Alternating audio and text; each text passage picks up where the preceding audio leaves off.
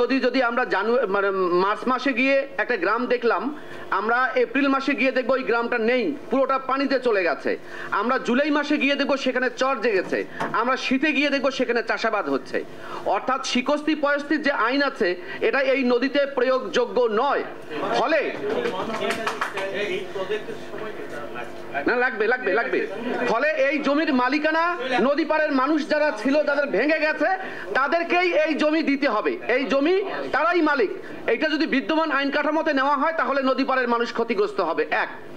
দুই হচ্ছে যে একজন সাংবাদিক বলেছেন নদীর প্রবেশ পথ, এখানে নদীর প্রবেশ পথটা ভুল বলা আছে।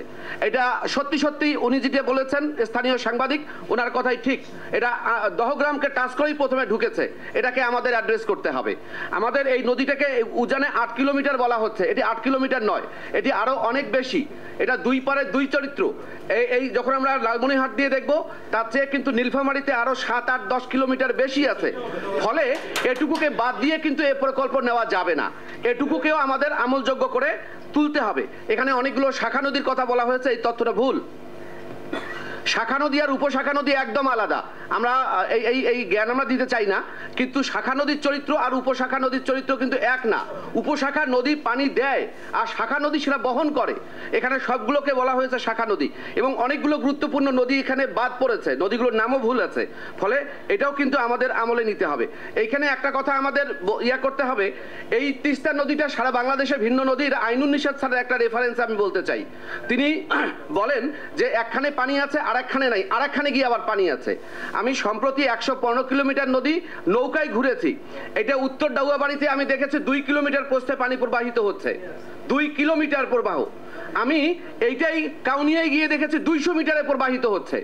এইটাই আমি তিস্তা ভাটিতে গিয়ে দেখেছি যে আবার অনেক 20 ফিট গভীরে পানি প্রবাহিত হচ্ছে। তাহলে এই যে পাওয়ার চায়না কাজটা করবে, এরকম নদী নিয়ে তাদের কোনো কাজের অভিজ্ঞতা আছে কি নাই?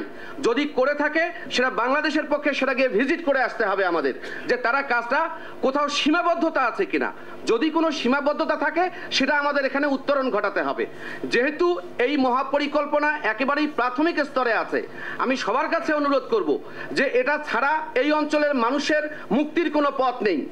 সেজন্য আমাদের যেটা দরকার, কোথায় কোথায় অসুবিধা, সেই অসুবিধা চিহ্নিত করে আমাদের এটা বাস্তবায়নের ব্যবস্থা করতে হবে। অন্যথায় এটার কোনো সমাধান নেই। আমরা আরেকটা কথা বলি যে এটার কিন্তু ঐতিহাসিক ব্যাখ্যাটা এখানে আনা হয় নাই। এটা 237 বছর হচ্ছে এই নদীর বয়স। 1787 সালে যখন মহাপ্লাবন হয় তখন এই নদীটা তৈরি হয়। চৌধুরী সারোয়ার জাহান সজল, উনি একজন আন্ডারগ্রাউন্ড ওয়াটার ম্যানেজমেন্টের গবেষক। তিনি বলছেন যে এই নদী দীর্ঘদিন আরো কয়েকশো বছর এদিক ওদিক হবে। যদি আমরা উন্নত বিশ্বের আধুনিক প্রযুক্তিকে কাজে লাগিয়ে এটাকে জনবান্ধব করতে চাই, তাহলে কিন্তু আমাদের খুব প্রপার ওয়েতে কাজ না করলে এটি গলার কাটা হয়ে উঠতে পারে। আজকে আমরা পাশের চকচকে গ্রাম দেখে যদি আমরা আজকেই চাই, সেটা হবে না। আমি সৈয়দা রেজওয়ানা হাসানের সঙ্গে আমার গতকালও কথা হয়েছে। তার কথা হচ্ছে যে নদী পাড়ের মানুষের স্বার্থ দেখতে হবে, আমাদের নদীর স্বার্থ দেখতে হবে, প্রকৃতি সবকিছু মিলিয়ে আমরা মনে করি যে এই সরকারের সময়ে এই কাজ শুরু করা সম্ভব, এবং যেখানে যেখানে সীমাবদ্ধতা আছে সব সীমাবদ্ধতাগুলোকে অতিক্রম করতে হবে। আর ডিসি যে কথা বলেছেন আমি মনে করি যথার্থই বলেছেন। আমাদের কারোর কোনো কিছু থাকলে আমরা লিখিত জন্য সেখানে দিয়ে দিই। আমি খুবই সরি আপনাদের অনেকক্ষণ সময় নিয়েছি। জি।